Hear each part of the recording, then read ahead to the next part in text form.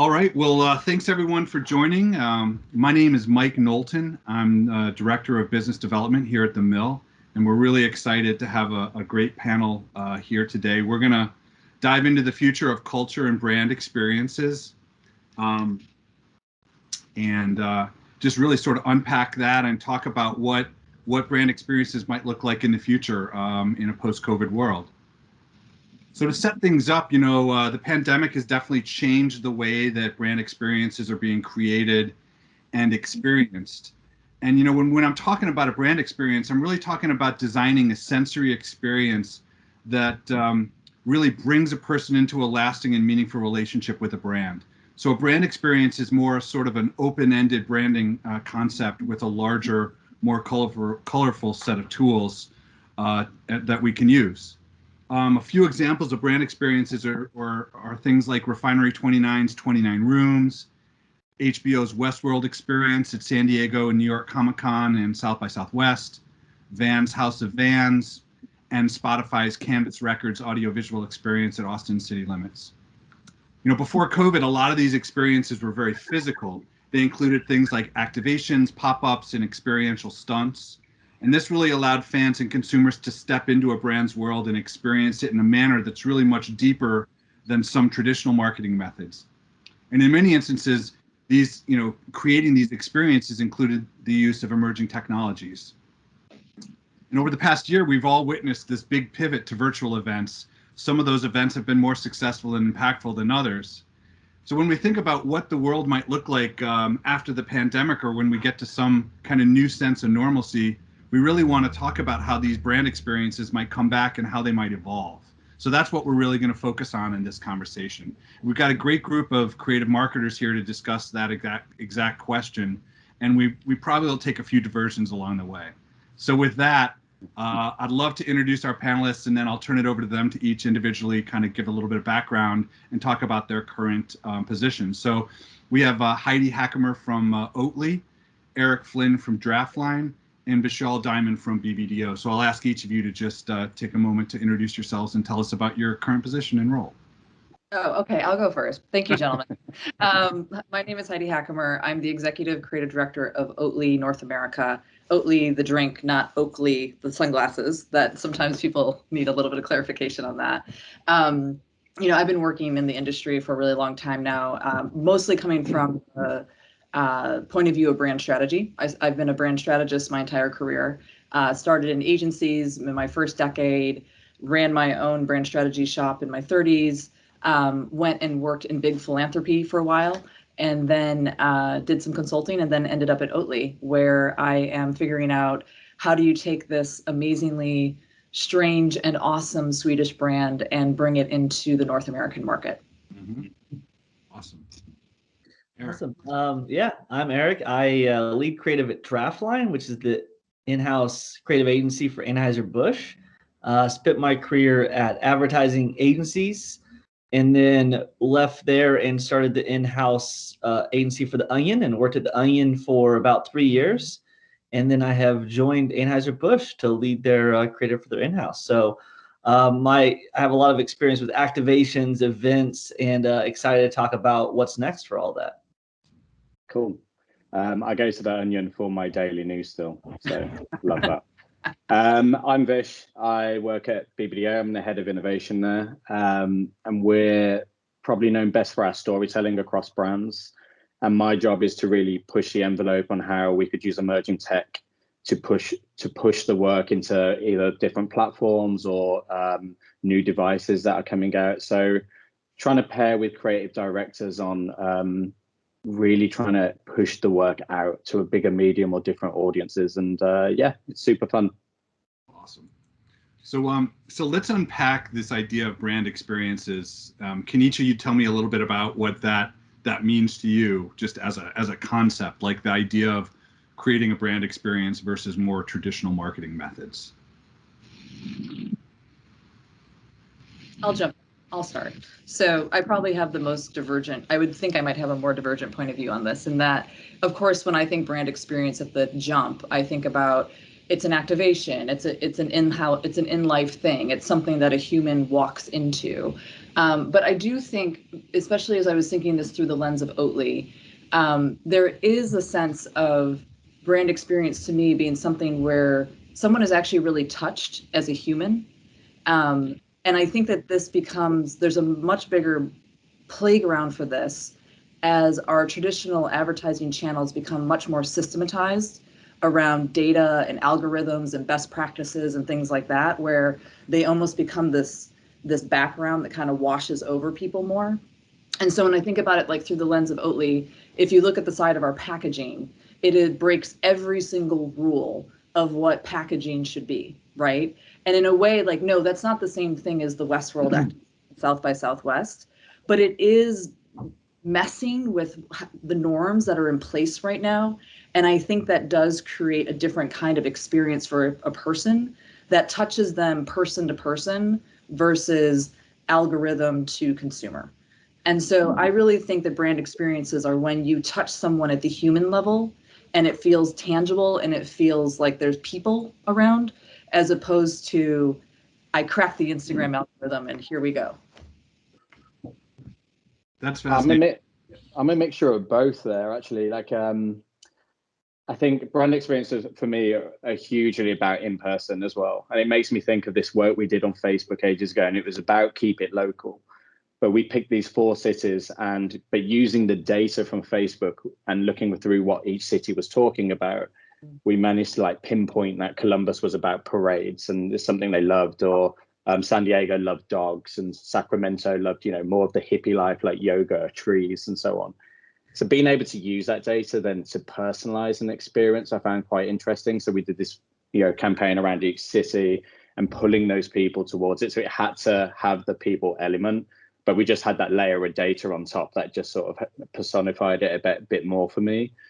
And then experiences, I feel like that we've created now, or where we may be heading. There's something I actually worked on the mill with, which was using your mascot technology, which, big shout out to Zoo, Jeff and Tia for helping me make this stuff. But it was basically animating the characters from the M&Ms, like the yellow M&M and the red M&M and so on. And what that actually made us do was have this like live puppet of these characters. So where the experience is taking us there is we now have these characters that we could do Zoom calls with.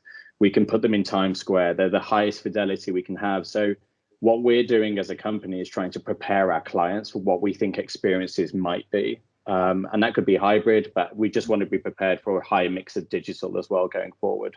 So definitely in the boat of like in person and virtual as well. I think there's a line where I could almost call everything a brand experience. I think for me, it's just like something that you enjoy or experience with other people, right? So if it's the virtual streaming stuff, if it's in person, it's something that you're experiencing and other people are experiencing it at the same time. So that's kind of how I qualify it in my mind. Very cool. I mean, it's interesting. It definitely has a broad definition, and I think Heidi, your points about sort of making things tangible and personal. I think technology is also a tool that can be used to create those connections. Using sensory experiences can certainly do that as well. So it's just nice that there's such a wide toolkit for everyone to kind of take a different approach to create these experiences that really draw that connection with consumers and fans. And Heidi, I think I should speak for everyone on the panel. We love the innovative work that Oatly's doing in the marketing side of things. It's just fantastic. Thank you. Appreciate that. So Vishal, you mentioned the real-time kind of work you're doing. Eric, I know you mentioned you'd had some fun brand experiences you've done in the past. Could you tell me a little bit about some of the stuff you've done? Yeah, I mean, in my career, it's mostly been a lot of concert, a lot of on-premise activations. At Anheuser-Busch before COVID, we did a lot of pop-up shops. But post-COVID, we've gone mostly virtual. So hosted some New Year's Eve concerts. We had these Bud Light seltzer sessions. But my favorite thing in COVID was just like, again, an actual physical experience, which I loved, which was the Babe Wine Manny truck, which was a like safe social distance manicure. So we found out that everyone's nails were not looking so great. So we made this truck with these holes in it where you stuck your hands in. And the fat Jewish was going around, driving around New York and helping people get their manicure. So to me, that was an amazing brand experience in a world where there weren't many brand experiences happening. But post that, it's been mostly like live streaming events and trying to find a good way to truly engage people in the live stream, which has been a big challenge. Eric, how do you when you are doing a live stream event or doing a virtual event, what are the techniques that you're using to engage people? To have it, because a lot of times it's kind of watching stuff. Yeah. How do we take it beyond just like group chat type stuff? What have you found? We've done for New Year's Eve for Post Malone. We did a lot of pre-event engagement, which was like, hey, decide the playlist, decide other aspects that are going to impact the environment, which I wish that was more live, that it gets more complicated, but I would love crowdsource like experience. But we tried that ahead of time. And then during the events, we hosted like International Beer Festival this past year, and that was all virtual. And a lot of that engagement was just through promo codes, promotions using hashtag, like giveaways, but keeping it live so that people felt the engagement showing live Twitter feed. So nothing too revolutionary, but those are some of the things we did, during the event. But I think the pre-event was good buzz to help people impact what they're going to see. That's great. That's really good advice. It's interesting because a lot of events, even like this one, like I have my phone here, you second screen a lot. So the fact that it's not just a messaging platform or a Q&A, a lot of people are fortunate to have like two devices where they're not just doing the one thing, they can do a couple of things. So plugging into that as well, that sort of insight is sort of essential when doing anything virtual. My favorite thing we did, actually, it wasn't from Draftline. We worked with them. It was from Wine Kennedy, and they did Boo the Commish. So this past year during the draft, it's a big tradition for everyone to boo the commissioner. And that wasn't there this year. And so what we did is we sent off a social call to action to give your boos in. And then during the actual event, we live streamed everyone boos in. So that felt like something that was truly like, it was a tradition, and we helped save the tradition, and we made it very interactive in that way. Awesome. That's great.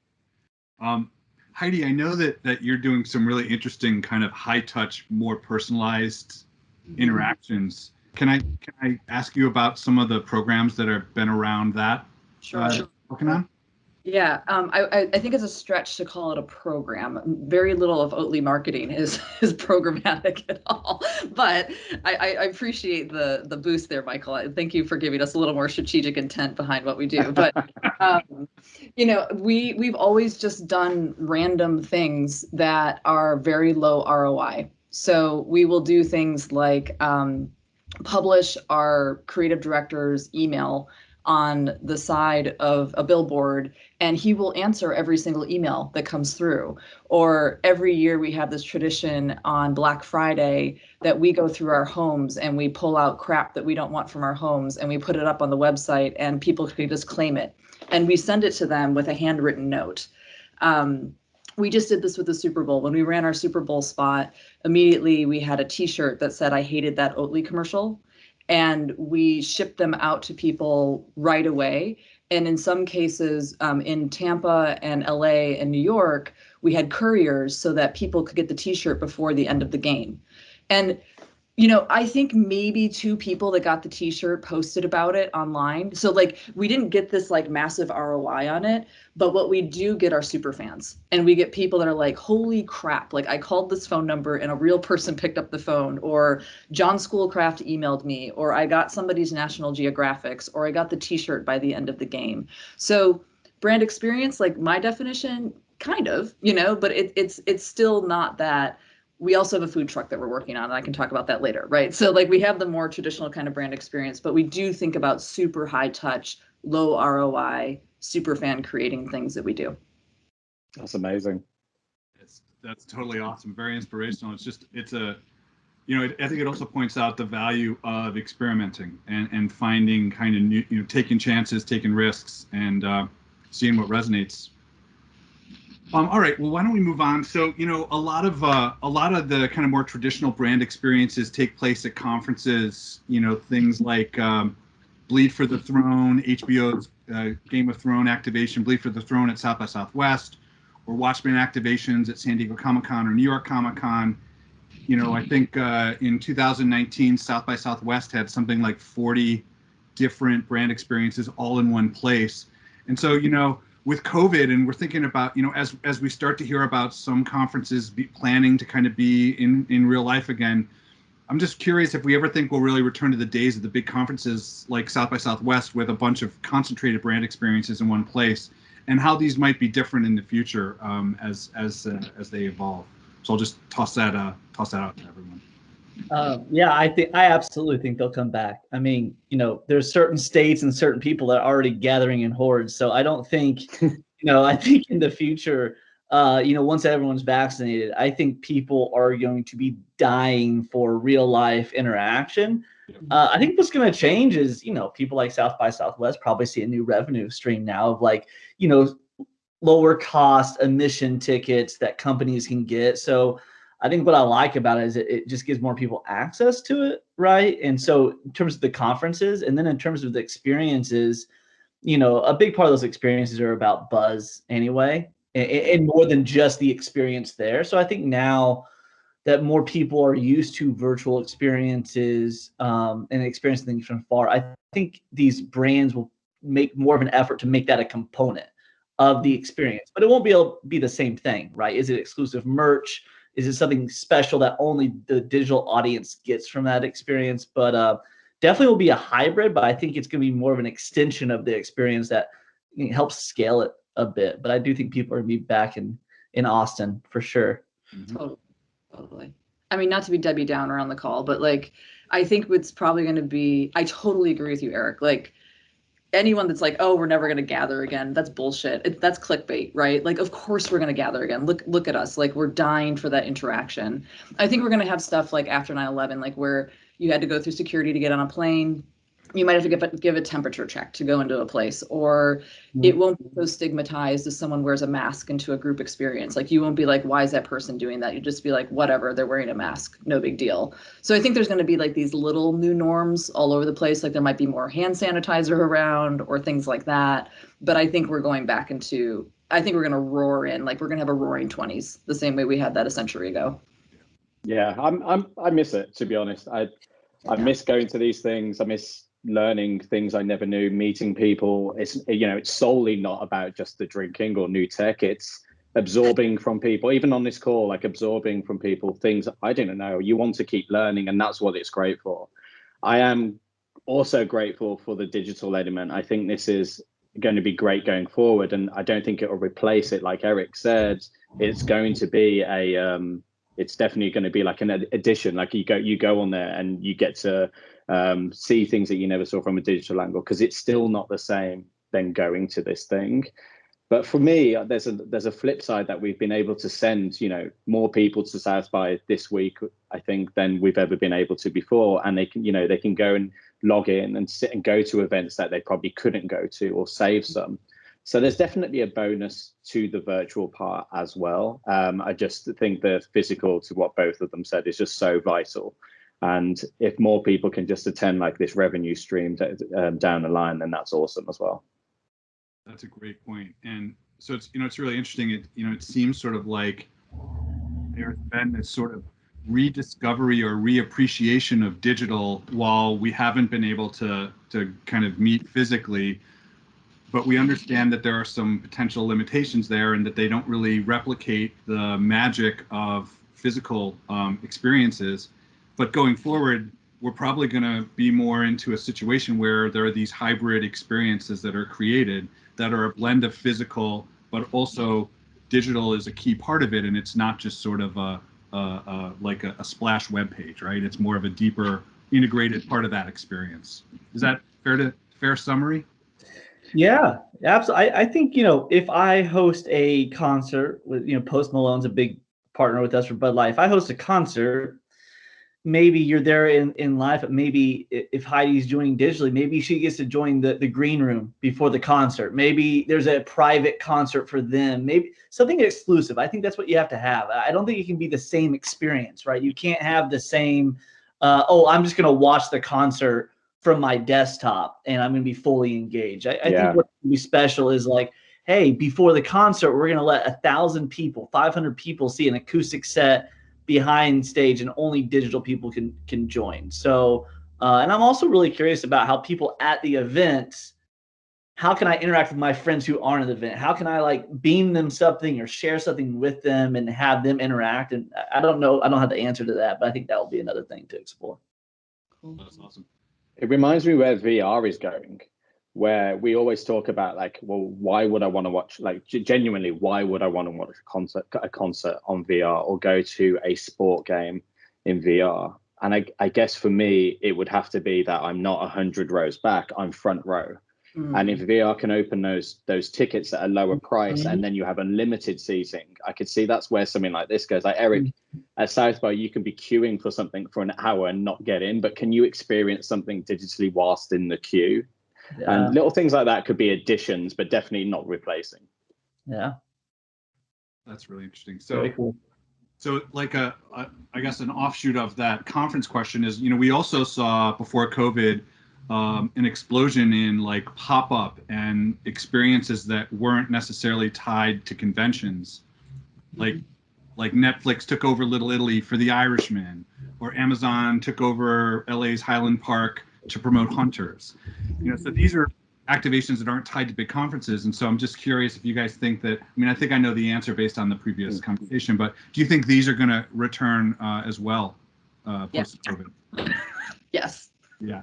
And I agree, this idea of kind of the potential of like a new Roaring '20s, that's something that I've heard a lot about, and I think is dead on. I think people are definitely craving those experiences that we haven't been able to have over the past year. And marketers that understand that and can plan for it are the ones that will be most successful as we return to new type of normal, right?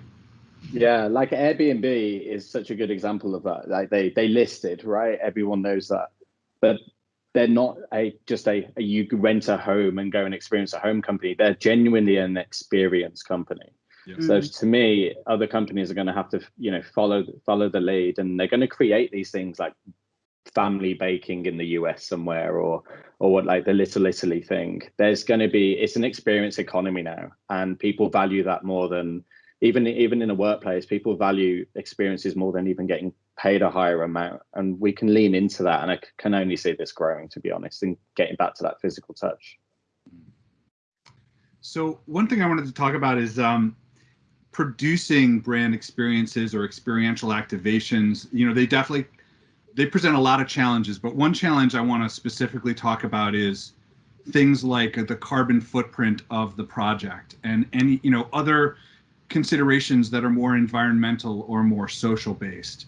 And I wanted to ask you each kind of, are you thinking about that currently in your work, and how does that impact the work you've done and the work you think you'll be doing in the future? We have to at Oatly. It's so central to our mission.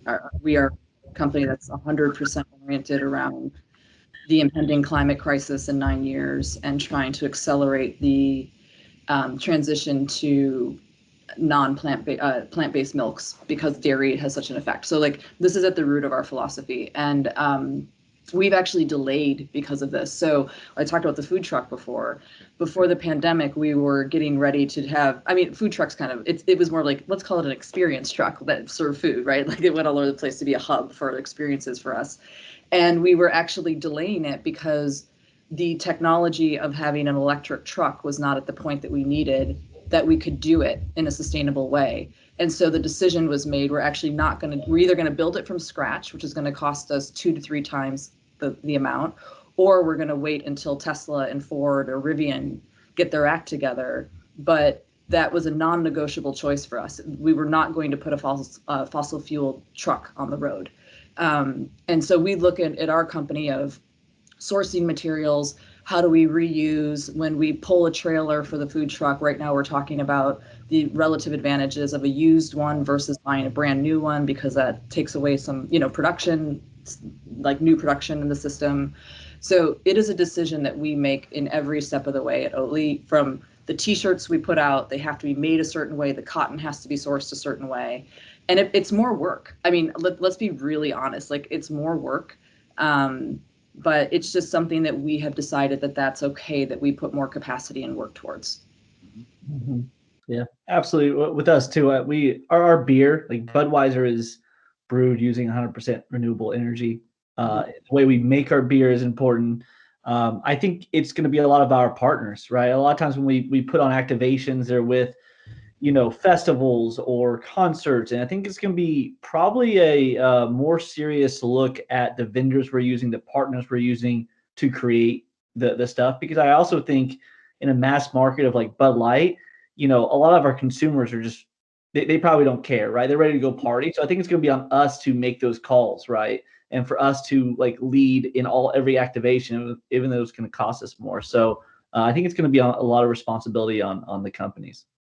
I agree. Yeah, same here. I think we know if you've seen David Planet's like life on this planet, it's hard hitting, and you'll just be like, right, I'm never taking another plane again.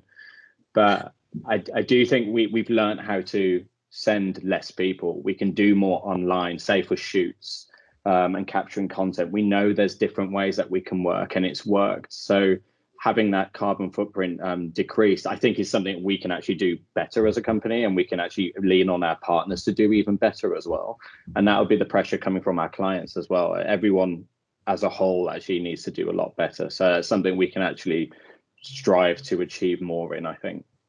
It's a great point about your partners and making sure that they're aligned with your goals and visions, because if you pull a team together and one isn't, the chain's only as strong as the weakest link. So that's a great point. And this idea of like vetting, or like an increased level of just sort of understanding that your partners share the same values as you, is going to become more and more important. That's really interesting. All right, so like I mentioned earlier, the pandemic in some ways was like a return to digital, with virtual experiences, Zooms becoming the norm. I'm just curious what each of you kind of individually liked about this and didn't like, and what was lacking. Because it sounds like we think that experiences are going to definitely have a more hybrid feel to them going forward. So, what are the things that really worked and what didn't, so we can avoid including them in the future? I'll start. I think what I enjoyed the most was just the access, right? Like everyone with the smartphone, tablet, computer for this past year have had the same experiences, the same access, which I thought was really cool. It felt like we were kind of democratizing it for everybody. And I think it also, for what it was, we brought people together in different ways, right? And that's our big thing. And like Natural Light, we hosted a commencement because everyone's commencement was canceled, right? So we hosted a virtual commencement, and we had interactive, and that felt really good. There's a few times, Oatly probably always feels good because they're doing great things, but like there's a few times I, as an advertiser, feel just really good about what I'm doing. And this past year has been some of those moments where we've been able to kind of fill a gap, bring people together. But no matter what the agency's presentation is, or nothing's going to ever come close to that, like that real life.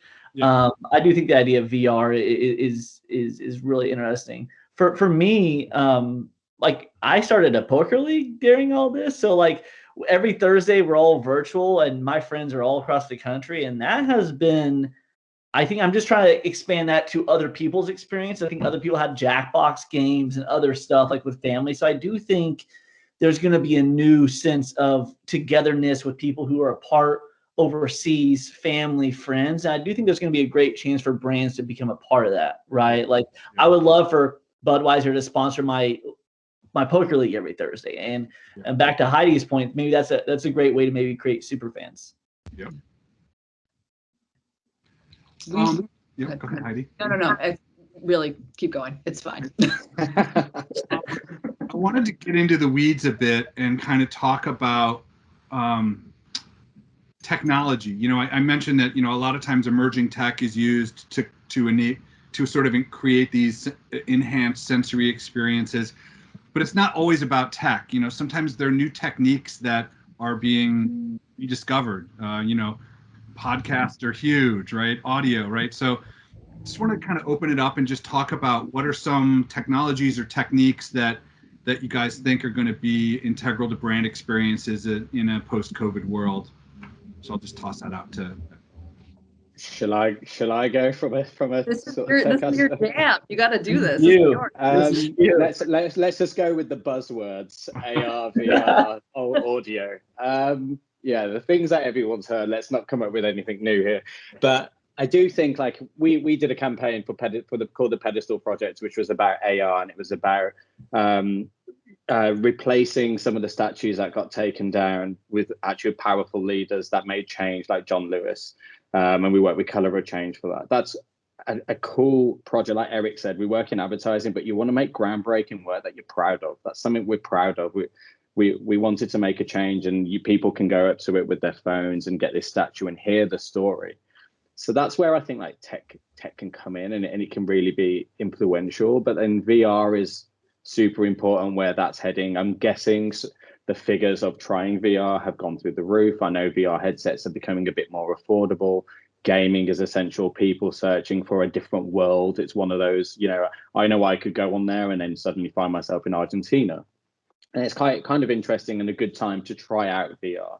Maybe it's given people a couple of the breadcrumbs to keep pushing through and see what's next. So that's going to be an interesting space. But for me, and something I actually spoke about at BBDO for what we're looking at in the year, is audio.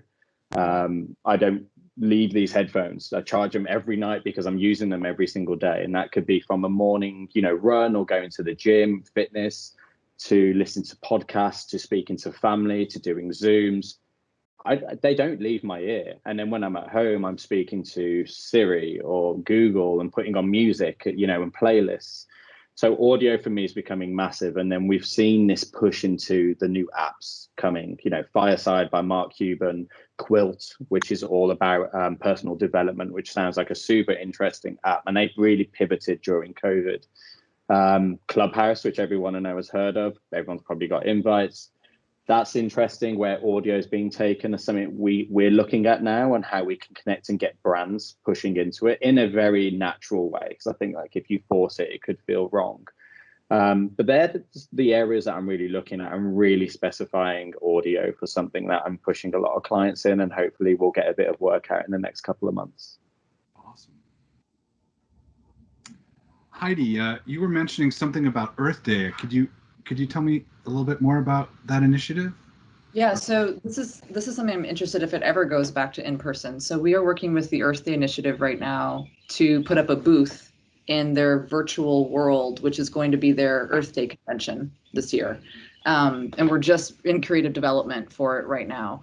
And what I love about it is, one, we're experimenting with different ways of just doing, like, the experimentation has gone through the roof, because you're like, well, may as well try it, because we can't do all this other stuff. So I think it's really cool that we're experimenting there. And it's also a really interesting conversation in the climate sustainability space of, is it ethical, moral to have these big conventions and gatherings? So, hey, I'm going to be one of the first people that's going to be, like, back at a big convention talking to people. Like, I'm excited, right? So I'm not trying to be like the finger wagger, but it does create a different conversation when you're deeper into the climate sustainability spaces of, should we really have these types of in-person experiences and conventions and gatherings, or should we really be thinking about putting this into a virtual space as our lead way of gathering as a community? And so we're experimenting with that this year. We'll see what the Oatly booth looks like at the Earth Day Initiative convention. Cool. Yeah. Can't wait to check it out. Yeah. All right, so let's maybe shift over to just sort of creativity in general in the pandemic and beyond. Producing projects during the pandemic has created a whole new level of challenges. You know, whether it's digital, a commercial, or a film, what are some of the biggest challenges you've faced over the past year, and how have you overcome them? I can kick this off. We've done tons of productions this past year. We started producing work. I think our first shoot was in June, and I think it was so new to everyone. And it's crazy to see how the remote production experience has changed from June until now. But we're just lucky we work with amazing producers or partners that kind of evolved quickly and just brought us the solutions. We didn't have to overthink it. The biggest challenge was anything like dialogue, character interaction heavy. So like shooting beautiful, like if you just saw the cacti spot that just released with Travis Scott, that was all remote. We led that, but it was all mostly beautiful, like, landscapes and stuff like that. I think when you're working with character development and dialogue, that's been way harder remotely because it's hard to set the vibe and in there interacting with them. And so it's just, how to find the rhythm in that. I think that probably the editing has probably been the hardest thing. Typically I'm in the editing booth. It's a time of experimentation. It's a time before they have to like render it out and send it to me that I get to try stuff. And now it's much harder to do that and much harder to explore and experiment without wasting people's time and like having to be on the same wavelength. So I think editing's probably been the toughest part of it because that's where a lot of the magic happens. Yeah. I think what will change, I think we'll send less people to set. I think, in the past, how many people go, I think that will drastically reduce. And I still think we'll use remote shoots for a lot of simple stuff, whether it be lifestyle photography, other simplistic stuff versus storylines. I think we'll be able to save money, maybe save carbon footprint, and save time. Yeah. I was curious. I know that we're all sort of in the business of working with creatives and managing them and building a creative team. So I just wanted to inquire about how each of you are sort of dealing with the challenges of building and managing a creative team in the times that we are now. And, hopefully looking forward to a time where we might all one day be in an office again, but, specifically working with a team of creatives, like how do you build them and lead them in, a time where we're just zooming with each other? It's a challenge, isn't it? I could talk about this. Go for it. Go. No, please go ahead. Start. My job's a bit different because I'm not running just creative teams per se. I'm sort of injected into like the strat or the creative or how we push tech, so partnering with the creative teams. And I do find there are some elements that are actually easier in just communication and getting work done, but being a human being and actually building a relationship with people and building culture. And we've employed, so many people, and how do you get to know someone? That's super important when you're trying to create work. And I find that really difficult. Being a people person, you just can't get that over Zoom or phone calls, and I feel like that's a really hard part of what we do. And being in a deck and stuff is fine to get the actual work done and achieved, but building that culture between us and a strong alliance is really important for what I do. I need to be on par with the creatives all the time. We need to be able to be aligned at all times. And that's very difficult to do. And as we go forward, if there's a few days that we could do in the office, which are, guaranteed and dedicated to brainstorming, maybe, or throwing stuff on the wall, I feel like that would help. I think, a mixture of that going forward would be great. But it's definitely difficult. I know these guys have way more intel on running the creative teams, though. I mean, Eric, you're also building. You and I are both building teams right now. I haven't met a single person in Oatly in face to face because I started in September, and my team size has doubled since I started. Wow. It's a lot of work. It's like we set aside a meeting every other week that we just call the happy hour, where we just get on and hang out and don't talk about work and just try to recreate that feeling of like running into each other. It's not perfect, but we try to do that. In that happy hour I've been doing this thing where every week 2 different team members run it, so they get to know each other, so they can connect on the back end. It's lots of one-on-ones. It's lots of ways of just like figuring out how I can make people bump into each other. I'm about to run a creative sprint the first week of April where, you know, normally we would rent out a space and we would all just like hunker into a hotel and like, you know, do a creative sprint, and we're going to do a virtual creative sprint. And I'm like, fuck. Like, this is going to be fun, you know, and I'm just designing it the best that I can. And I mean, I'll let you guys know how it goes, but like, I've never run a virtual sprint, you know, so it'll be interesting, you know. But a lot of it is the way I communicate with my team is we're going to try this, and if it doesn't work, we will optimize it. Like, so let's just keep talking. The most important thing is that we keep talking. Do you remember on Slack when you had the donut function, and donut just meant that it would pick 2 random people at your Slack chain and then they would go for coffee? We do. And yeah, the tech just aided you to meet each other and talk. And now the tech is all we do have. So that's really missing. At least when you connect with everyone, it'll be like a Burning Man session or something. We actually we use Donut. We do that. We do a lot of, you know, we have a whole culture committee. We do fun stuff. We're not just doing happy hours. We're doing like, I think next week we have a whole session on crystals and like how to charge crystals. So people are bringing, like, we have individuals bringing their experience and like kind of their hobbies and trying to connect people, but it's hard, you know, as a creative leader. You know, it sounds so simple, but I feel like I do my job best when I'm in the office, just walking around and catching up with people. I see what's on a designer's, you know, desktop. I'm like, oh, what is that? That's super cool. And that goes a long way, just in terms of my presence, in terms of some leadership. And anytime I have to schedule a call, if I schedule a one-on-one with a junior creative, you know, they're probably like, oh God, what, you know, I have to prep. I feel like it's more formal. So it's been tough, especially with my style of leadership. So, you know, I'm also impressed. You know, I've hired about 15 creatives. I think Draftline's hired about 60 people since COVID started. And just the other day, one of my ACDs, I realized, she was like, yeah, I've never met anyone in person. I was like, oh my God, I just realized it. So I am really impressed of how humans just adapt, right? We've all adapted. We don't know what the lower part of any of us look like. We don't know how tall people are. We were joking the other day, like, how tall do we think people are?